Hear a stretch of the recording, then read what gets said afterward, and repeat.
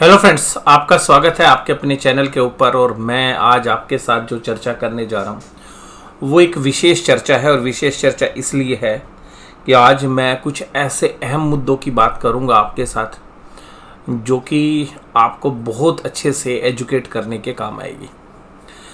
अब वो सही है गलत है वो आपको शीर्षक से ही पता चल गया।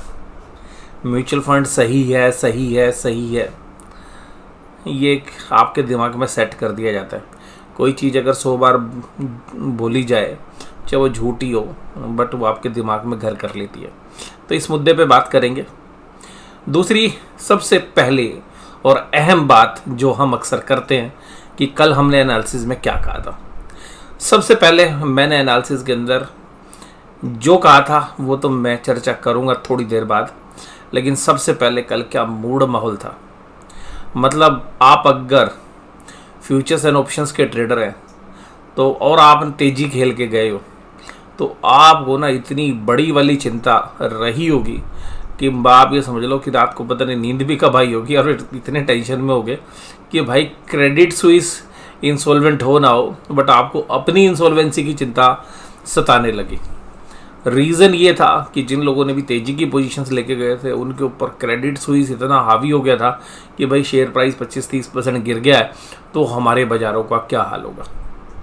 फिर यूएसए के बाज़ार गिर रहे। जब मैंने वीडियो रिकॉर्ड की थी यूएसए का जो बाज़ार है वो अच्छी खासी माइनस में था, यानी कि चारों तरफ नकारात्मक माहौल।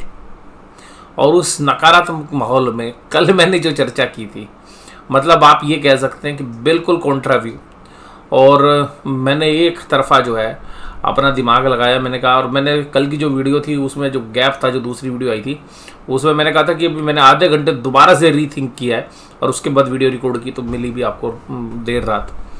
लेकिन उसके बीच में हमने एक ही बात बोली आपको, बाजार खुलेगा, खुल के या तो खुलेगा ही नीचे या जाएगा खुल के नीचे घुसेगा, लेकिन डरना मत, पैनिक में माल मत बेच देना। तेजी की पोजीशंस हैं, स्टॉप लॉस कटवाएगा, आप स्टॉप लॉस मत काटना।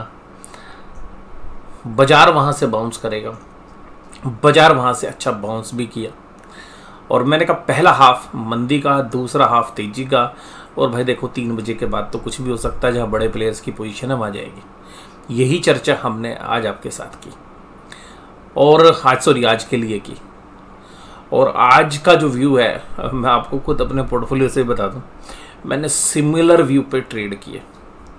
मेरी जो पोजीशंस थी मंदी वाली वो हमने बाजार की हर डिप पे स्टेप वाइज सौदे धीरे धीरे करके कम करते रहे। और आश्चर्य होगा कि मतलब जो सबसे नीचे का डिप था उसी के आसपास भी हमारा ये सौदे जो है हमने मंदी के कवर किए। उसके बाद बाजार दोबारा चलना शुरू हुआ तो जहाँ पर हमने तेज़ी कर रही थी उन सौदों में प्रॉफिट आने लगा। लेकिन हमने दिन में ही जैसे ही बाजार ऊपर आना शुरू हुआ तो हमने दोबारा से जो मंदी की पोजीशंस काटी थी उनको कवर करना शुरू किया, यानी कि दोबारा मंदी बनानी शुरू की। और जो पोजीशंस हमारी कल थी, यानी कि जो कल शाम को छोड़ के गए थे, सेम पोजीशन आज शाम को भी हमारी वही है। यानी कि जो कल पोजीशन थी, और क्योंकि मेरे जो सौदे अभी हैं वो नॉन डायरेक्शनल ट्रेड में भी हम काम कर रहे हैं, यानी कि 50-50 दोनों साइड। तो नॉन डायरेक्शनल ट्रेड में था, कल भी नॉन डायरेक्शनल था। और नॉन डायरेक्शनल जो है उसी के अंदर हम डाल के गए। बाजार ऊपर जाए नीचे जाए हमने अपने हिसाब से काम करना है, हम किसी भी डायरेक्शन को प्ले नहीं कर रहे अभी। तो सेम पोजीशंस के ऊपर हमने अपना सौदा बना दिया, जो कल था वैसे ही आज बन गया। लेकिन इस पूरी रीशफलिंग में पैसे बढ़िया बने, मतलब अच्छे पैसे बने। और हालांकि उतने नहीं बने जितने 25 जनवरी को बने थे। 25 जनवरी को तो बहुत ही अच्छे अमाउंट की जो है प्रॉफिट्स थे। 25 जनवरी, 27 जनवरी, फिर बजट डे। तो अल्टीमेटली जो वॉलेटिलिटी है और जो बड़ी वॉलेटिलिटी होती है हो सकता है कि वो बहुत लोगों को परेशान करती हो, बट मैं अक्सर जो है ऐसी वॉलेटिलिटी में, यानी कि बाजार दोनों साइड मूव करें, क्योंकि हम अपनी पोजीशंस को हेज करके प्ले करते हैं तो शायद हमारे को पैनिक को भी संभालने का या हैंडल करने का जो है थोड़ा सा एक्सपीरियंस बाजार ने सिखा दिया कि पेन नहीं लेना, और ऊपर जा रहा है तो बहुत ज़्यादा एक्सट्रीम भी नहीं करना। तो सब तरीके से जो है ये जो है माइंड गेम ही था बट कल कुल मिलाकर एक अच्छा ट्रेडिंग डे हमारे लिए आज भी रहा। और कल का जो दिन था, कल पास्ट में जो बीत गया, वो भी बहुत बढ़िया दिन था। यानी कि जो अभी सोमवार का जो दिन था, मंगलवार का दिन था, बुधवार और आज बृहस्पतिवार, 4 दिन ही, और शुक्रवार। और उस दिन हालांकि मैं छुट्टी पे था, बट जो ट्रेड थे हमारे ऑटो मोड पे थे, तो वो कुछ ट्रेड हम सुबह ही कर गए थे। उसके बाद थोड़ी सी जो है ट्रैवलिंग थी, तो फिर भी जो है कुल मिला के बढ़िया था। तो ये 6-7 दिन बहुत ही बढ़िया रहे। वॉलेटाइल दोनों साइड के मूव जो है हमने भगवान की दया से जो है अच्छे से प्ले किए। और ये भगवान की माया है कि जो इस तरीके की जो है भगवान हमारे को सद्बुद्धि दे रहे हैं। तो इसी के साथ साथ जो है मुझे लगा कि भाई आज का जो व्यू है वो ठीक रहा। अब कल के बारे में जो व्यू है उस पर चर्चा करें हम, तो सबसे पहले यार आज की वीडियो का शीर्षक समझिए, ठीक है। तारणहार मुश्किल में, तारणहार फंस गया। ये तारणहार कौन है?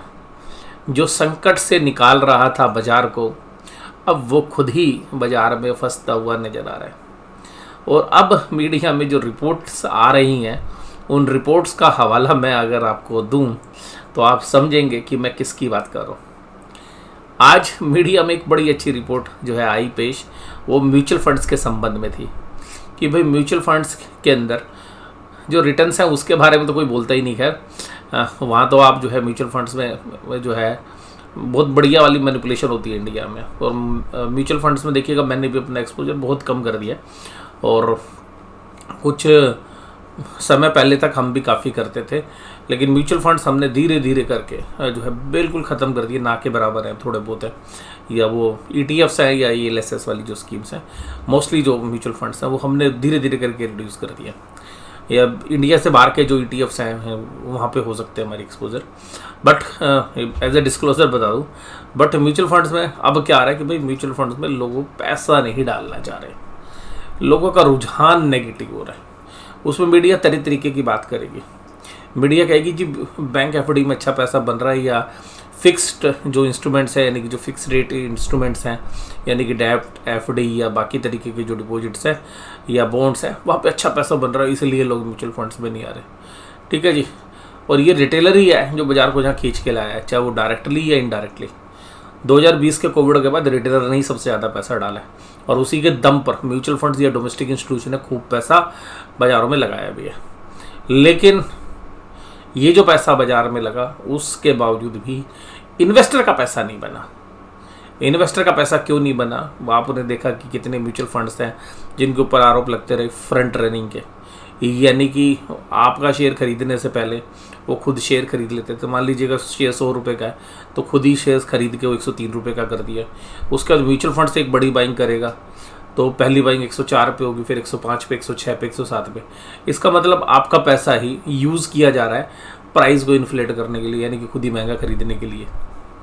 और इसी तरीके से जब बेचने की बारी आती है, तो ऐसे आरोप लगे कि भाई पहले वो अपना माल बेचते थे या अपने रिलेटिव्स को, फ्रेंड सर्कल को बताते थे, पहले वो बेचते थे, तो आपका जो माल बिकता था तो वो पहले ही सस्ता हो जाता था। फिर उसके बाद वो बेचते भी बड़ी वॉल्यूम में थे। मान लीजिएगा कोई चीज़ 80 रुपये में बिकनी है, तो वो पहले 75 आ जाती थी, और फिर 75 के बाद आप बेचने लगते थे। तो ये तो यानी कि थोड़ा बेचोगे, आप लगातार बेचते हो। तो इस तरीके से बहुत मैनिपुलेशन जो है म्यूचुअल फंड्स के ऊपर रही भी, आरोप भी लगे, पेनल्टी भी लगी। लेकिन भाई पेनल्टी में जिसने पैसे लगे तो उसको थोड़ी ना कुछ मिला, उसके तो म्यूचुअल फंड्स में डूब ही गए। तो म्यूचुअल फंड्स नहीं है सही। आज की डेट में ये चर्चा होनी शुरू हो गई है। खूब प्रचार देखिएगा म्यूचुअल फंड्स के लिए किया गया, और मीडिया के अंदर भी देखिएगा म्यूचुअल फंड्स के जितने फंड्स मैनेजर हैं आके खूब अपने म्यूचुअल फंड्स को डायरेक्टली इनडायरेक्टली प्रमोट ही तो करते थे। और वो स्टोरी है कि सुनाते थे भाई इंडिया के अंदर बड़ी कंजम्पशन है, ये है वो है, लेकिन कभी ये नहीं बताया कि भाई किस वैल्यूशन पे लेना है, कौन सी चीज़ सही है। रिलैक्सो का शेयर ले रहे हो यार 125 के पी रेशो पे, पीडीलाइट का शेयर ले रहे हो 150 के पी पे, और वो कमाएंगे कब यार वो पैसा? तो अल्टीमेटली आपने खरीद के उनकी वैल्यूशंस बढ़ा दी, और आप सारे म्यूचुअल फंड्स ने क्या किया, एक पॉकेट पकड़ ली। उस पॉकेट के अंदर ही वो 20, 25, 30, 50 ये सारे म्यूचुअल फंड्स के पास है। तो रिटर्न आएगी कहाँ? तो कोई भी अल्फा तो उन्होंने जनरेट करना ही नहीं। मोस्टली जो म्यूचुअल फंड्स है, 1-2 फंड को छोड़ दो, तो भाई साहब मार्केट को भी बीट नहीं कर पाए। तो जब पैसा जो लग रहा है उसमें देखिएगा म्यूचुअल फंड्स ने अपने बेनिफिट के लिए ज़्यादा काम किया। अभी मैं एक रिपोर्ट पढ़ रहा था, मैं कंपनी का नाम तो नहीं लूँगा, अब वो ELSS स्कीम है, उसके ऊपर जो टोटल एक्सपेंसेस रेशियो थी वो 0.5% थी और वो बढ़ाकर 1% कर दी। यानी कि जब स्कीम बेच रहे हो जब तो 0.5% अब 1% है।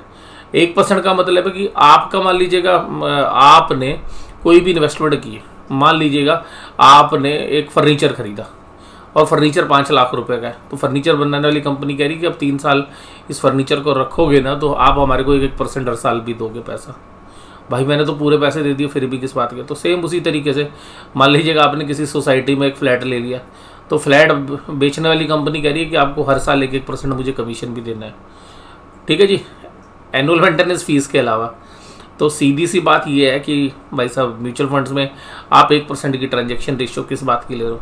फिर म्यूचुअल फंड्स में इतना झमेला है, एक डायरेक्ट है एक रेगुलर है। तो रेगुलर और डायरेक्ट का क्या कंसेप्ट है, आपस में बीच में एजेंट बना के उनको कमीशन दे रहे हो आप। तो कुल मिलाकर म्यूचुअल फंड्स नहीं है सही, ये मुझे लगता है। तो इस वीडियो में मैं यही चर्चा आपके साथ करने जा रहा था कि भाई किस तरीके से रिटेलर्स जिसने पूरे बाजार को बचाया उसी को म्यूचुअल फंड्स ने या इंश्योरेंस कंपनी ने जो पैसे लगाए उसको फंसा दिया। म्यूचुअल फंड्स भाई उसके शेयर्स खरीद रहा है, अदानी ग्रुप के शेयर्स ले रहा है 100, 150, 200 की पी पर। क्यों ले रहा है भाई, कुछ नहीं पता। तो देखिएगा पैसा आपका है और संरक्षक ऐसा है जो सही तरीके से मैनेज नहीं कर रहा। तो अगर आपने पैसा भी लगाना तो ETF में लगा लो, हालांकि ETF में भी बहुत देखभाल के जो है पैसा लगाया जाता है, लेकिन फिर भी थोड़ा सा तो ठीक है। पर मुझे लगता है कि आप अपने विवेक से पैसे लगाओगे तो ज़्यादा बढ़िया है। और कुल मिलाकर आपकी इस म्यूचुअल फंड सही है या नहीं है उस पर आपकी क्या राय है वो बताना। उसके बाद फिर मार्केट एनालिसिस दूसरी वीडियो में करते हैं। वीडियो देखने के लिए धन्यवाद, थैंक यू वेरी मच।